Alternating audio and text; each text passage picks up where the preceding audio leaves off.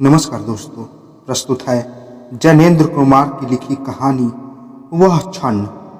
अगर तुम्हारा निश्चय हो कि व्यवसाय में नहीं जाना है तो मैं इस काम धाम को उठा दूं। अभी तो दाम अच्छे खड़े हो जाएंगे, नहीं तो मेरी सलाह यही है कि बैठो, पुश्तैनी काम संभालो, घर गृहस्थी बसाओ। पैसा पात्र कुपात्र नहीं देखता। क्या यह सच है? राजीव ने यह पूछा। वह आदर्शवादी था और एमए और लॉ करने के बाद अब आगे बढ़ना चाहता था। आगे पढ़ने का मतलब उसके मन में यह नहीं था कि वह घर के कामकाज को हाथ में लेगा। घर पर कपड़े का काम था। उसके पिता, जो खुद पढ़े लिखे थे, सोचते थे कि राजीव सब संभाल लेगा और उन्हें अवकाश मिलेगा। घर के धंधे पीटने में ही उम्र हो गई है, चौथापन आ गया है और वह यह देखकर व्यग्र है कि आगे के लिए उन्होंने कुछ नहीं किया है। इस लोक से एक दिन चल देना है, यह उन्हें बार बार याद आता है। लेकिन उस यात्रा की क्या तैयारी है सोचते हैं और उन्हें बड़ी उलझन मालूम होती है। लेकिन जिस पर आस बंधी थी वह राजीव अपनी धुन का लड़का है। जैसे उसे परिवार से लेना देना ही नहीं, ऊंचे ख्यालों में रहता है, जैसे महल ख्याल से बन जाते हो।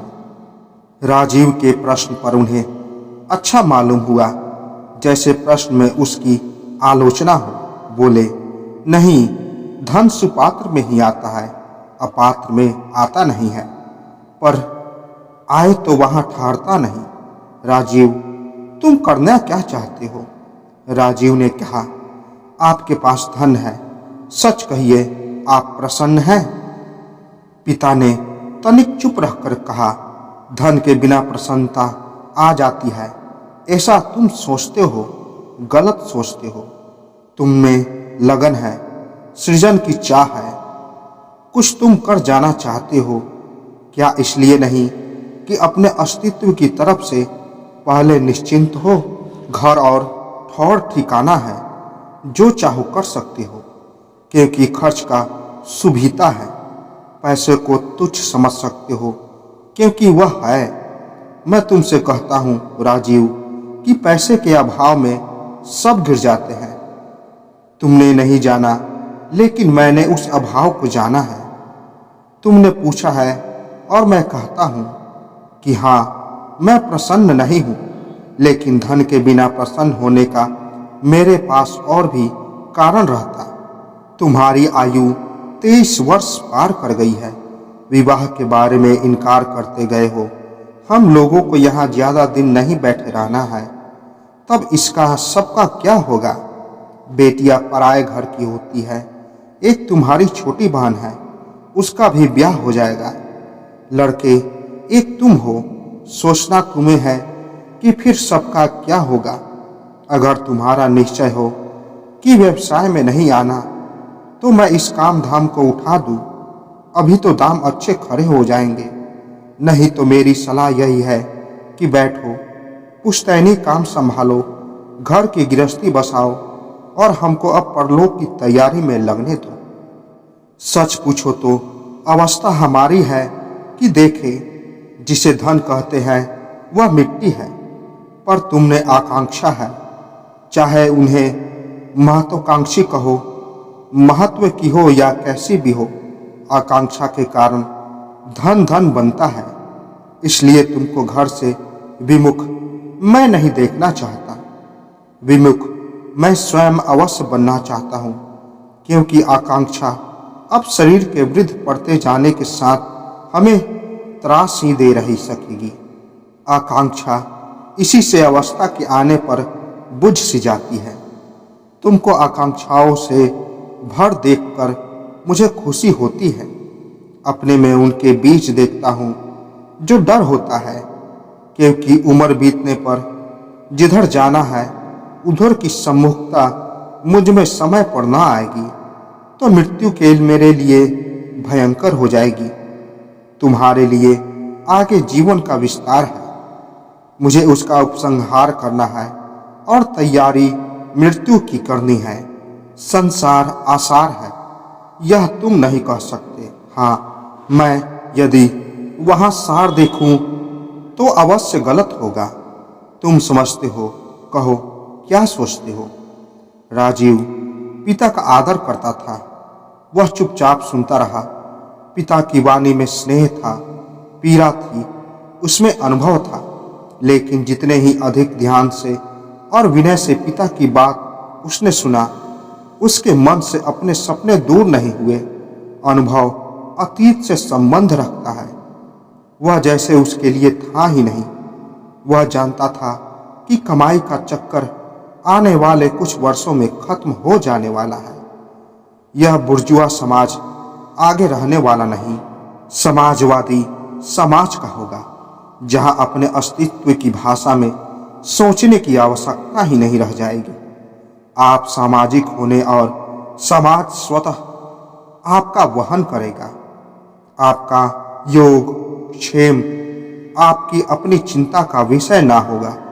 राजीव पिता की बात सुनते हुए भी देख रहा था कि धनोपार्जन जिनका चिंतन सर्वस्व है, ऐसा वर्ग क्रमशः मान्यता से गिरता जा रहा है। कल करोड़ों में जो खेलता था, आज 400 रुपये पाने वाले मजिस्ट्रेट के हाथों जेल भेज दिया जाता है। वह वर्ग शोषक है, सामाजिक है, उसके अस्तित्व का आधार है। कम दो ज्यादा लो, हर किसी के काम आओ, इस शर्त के साथ ही अधिक उसने अपना काम निकालना हो। यह सिद्धांत सभ्यता का नहीं है, स्वार्थ का है, पाप का है। इस पर पलने पूछने वाले वर्ग को समाज कब तक सहता रह सकता है। असल में यह धुन है जो समाज के शरीर को खाकर उसे खोखला करता रहा है। उस वर्ग की खुद की सफलता समाज के व्यापक हित को कीमत देने में होती है। यह ढोंग अब ज्यादा नहीं चल सकता। इस वर्ग को मिटाना होगा और फिर समाज वह होगा जहां हर कोई अपना हित निछावर करेगा, फुलाएगा और फैलाएगा नहीं। स्थापित स्वार्थ, संयुक्त परिवार, जाति का सब लुप्त हो जाएगा। स्वार्थ एक होगा और वह परमार्थ होगा। हित एक होगा और वह सबका हित होगा।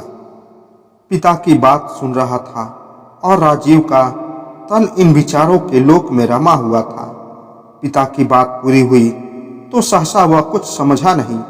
कुछ देर चुप ही बना रहा, कारण बात की संगति उसे नहीं मिल रही थी। पिता ने अनुभव किया कि बेटा वहां नहीं कहीं और है। उन्हें सहानुभूति हुई और वह भी चुप रहे। राजीव ने उस चुप्पी का असमंजस अनुभव किया। हठात बोला, तो आप मानते हैं कुपात्र के पास धन नहीं होगा? फिर इंजली में यह क्यों है कि कुछ भी हो जाए, धन का स्वर्ग के राज्य में प्रवेश नहीं हो सकता? इससे तो साबित होता है कि धन कुपात्र के पास ही हो सकता है। पिता की ऐसी बातों पर रोष आ सकता था, पर इस बात पर वह गंभीर हो गए। मंद वाणी में बोले, इसी की वाणी पवित्र है, यथार्थ है, वह तुम्हारे मन में उतरी है तो मैं तुमको बधाई देता हूँ। और फिर मुझे आगे नहीं कहता है। राजीव को तर्क चाहिए था। बोला, आप तो कहते थे कि पिता और आर्द हो गए। बोले, मैं गलत कहता था। परम सत्य वह है जो बाइबिल में है। भगवान तुम्हारा भला करे, कहकर वह उठे और भीतर चले गए। राजीव विमूढ़ सा बैठा रह गया। उसकी कुछ समझ में न आया। जाते समय पिता की मुद्रा में विरोध या प्रतिरोध न था। उसने सोचा कि मेरे आग्रह में क्या इतना बल भी नहीं है कि प्रत्याग्रह उत्पन्न करे, या बल इतना है कि उसका सामना हो ही नहीं सकता। उसे लगा कि वह जीता है, लेकिन जीत में स्वाद उसे बिल्कुल नहीं आया। वह आशा कर रहा था कि पैसे की गरिमा और महिमा सामने से जाएगी और वह उसको चकनाचूर कर देगा। उसके पास प्रखर तर्क थे और प्रबल ज्ञान था। उसके पास निष्ठा थी और उसे सर्वथा प्रत्यक्ष था कि समाजवादी व्यवस्था अनिवार्य और अप्रतिरोध होगी। पूंजी की संस्था कुछ दिनों की है और वह विभीषिका अब शीघ्र समाप्त हो जाने वाली है। उसको समाप्त करने का दायित्व उठाने वाले बलिदानी युवकों में वह अपने को गिनता था। वह यह भी जानता था कि नगर के मान्य व्यवसायी की पुत्र होने के नाते उनका यह रूप और भी महिमान्वित हो जाता है। उसे अपने इस रूप में रस और गौरव था। वह निशंक था कि भविष्यता और अपने पुरुषार्थ से वर्तमान पर उतरने वाले योद्धाओं की पंक्ति में वह सम्मिलित है। उसमें निश्चिंत धन्यता का भाव था कि वह क्रांति का अनन्य सेवक बना है। वह तन मन के साथ धन से भी उस युग निर्माण के कार्य में पढ़ा और उसकी वर्चस्व की प्रतिष्ठा थी। मानो उस अनुष्ठान का वह अर्धवायु था। लेकिन पिता जब संतोष और समाधान के साथ अपनी हार को अपनाते हुए उसकी उपस्थिति से चुपचाप चले गए तो राजीव को अजब लगा, मानो उसकी योद्धा का रूप स्वयं उसके निकट व्यर्थ हुआ जा रहा हो। उसका जी हुआ कि आगे बढ़कर कहे कि सुनिए तो सही, पर वह स्वयं न सोच सका कि सुनाना अब उसे शेष क्या है। पिता उसे स्वस्तिक कह गए हैं, मानो आशीर्वाद और अनुभूति दे गए हो, पर यह सहज सिद्धि उसे काटती सी लगी। वह कुछ देर अपनी जगह ही बैठा रहा। तुमुल द्वंद्व उसके भीतर मचा और वह कुछ निश्चय न कर सका। 24 घंटे राजीव मति भूला सा रहा। अगले दिन उसने पिता से जाकर कहा, आज्ञा हो तो मैं कल से कोठी पर जाकर काम देखने लग जाऊं। पिता ने कहा, क्यों बेटा? जी, और कुछ समझ नहीं आता। पिता ने कहा, तुमने अर्थशास्त्र पढ़ा है, मैंने अर्थ पैदा किया है। शास्त्र उसका नहीं पढ़ा, शास्त्र धर्म का पढ़ा है। ईसा की बात इस शास्त्र की बात है। अर्थशास्त्र भी वही कहता है। तुम जानो, मैं बीए से आगे तो गया ही नहीं और अर्थशास्त्र की 12 खरी से आगे जाना नहीं। फिर भी वह शायद मानते हैं कि अर्थ काम्य है। राजीव बेटा, धर्म ने उसे काम्य नहीं माना है, इसलिए उसकी निंदा भी नहीं है, उस पर करुणा है।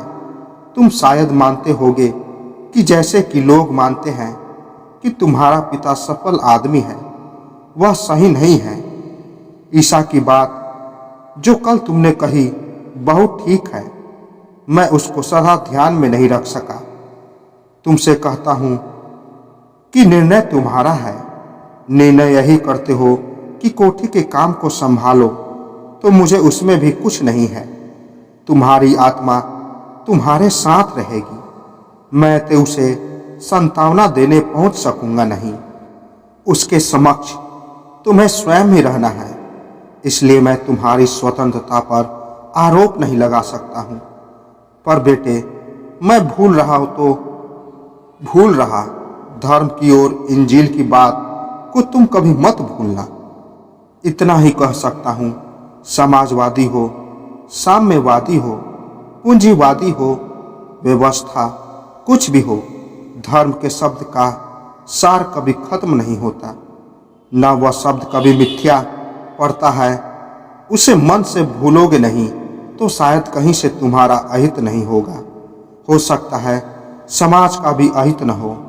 राजीव बहुत दिनों से सोचता रहा। अब पूछता हूं कि हम दोनों लोगों, तुम्हारी माँ और मैं, अब जा सकते हैं कि नहीं? अपनी बहन सरोजा के विवाह को तो ठीक ठाक तुम कर ही दोगे। तो दोस्तों, आशा करता हूँ ये कहानी आपको पसंद आई होगी। तो मिलते हैं एक और नई कहानी के साथ। तब तक के लिए नमस्कार।